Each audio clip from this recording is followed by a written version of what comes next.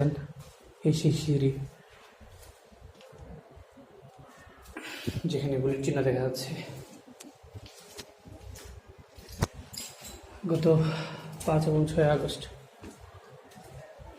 এই জায়গাতেই আসলে মূলত ভাঙচুর চালিয়েছে দুষ্কৃতিকারীরা এবং লুটপাটও চালিয়েছে।